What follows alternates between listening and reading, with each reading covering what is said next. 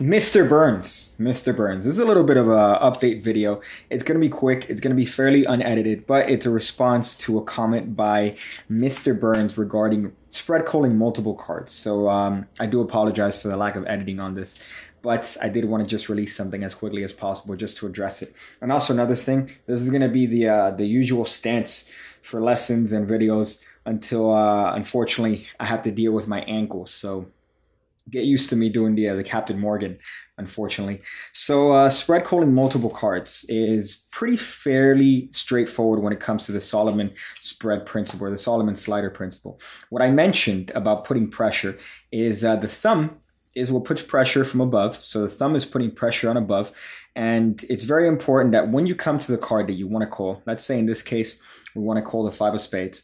Again, what I'm doing is that I'm squaring that 5 up with the card directly above it, in this case, the 10. So by putting pressure on this double from above, I could easily slide this card using my middle finger underneath to the right because the pressure allows me to slide this card to the right. So one more time, if I'm going to find the 5 of spades to call, I'm going to try my best to align it with the 10 directly above it. So the 10 is being squared up with the 5. Now from the back, I'm putting pressure with my thumb, and from the back by using my middle finger, that's what allows that card to slide towards the right until it clears that little opening right there, and make sure that the bottom lower left corner clears the card above it. So the Solomon principle is just pretty much using this card to facilitate calling other cards. So let's say I want to call multiple cards. So I'm going to call in this case the ace, again by simply squaring it up with the 9 above it, putting pressure with my left thumb, and then using my middle finger underneath to just slide that card underneath the spread until it clears so I could spread multiple cards above it.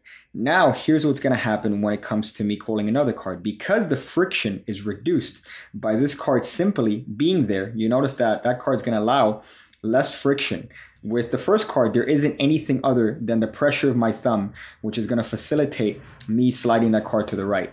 Afterwards, if I want to call another card by using the exact same technique, squaring it up with the card directly above it. So in this case, if I want to call the 9, I'm going to square it up with the ace of spades above it, just like this. I'm going to put pressure with my thumb. There's going to be less friction because it's sliding on the back of this card. So again, using my middle finger, I'm not changing the technique, and it's actually easier to call because of that bottom card. Now, one of the telltale signs of this is from the front. One thing that tends to happen is this right here. So you want to make sure that there's even pressure and that that card is going against the spread here, but not enough to where you are sliding cards above it, enough to where you're sliding cards underneath it, just like that. So it's going to be an even little bit of a pressure there that you're going to have to do to hide the move from the front. So one more time, pressure with my thumb, scoring up the 2 with the 2 directly above it, putting pressure with my thumb, using my middle finger to slide that card to the right, spreading cards. Let's say I want to call another card. In this case, I'm going to call the 8 by just squaring it up with the card directly above it.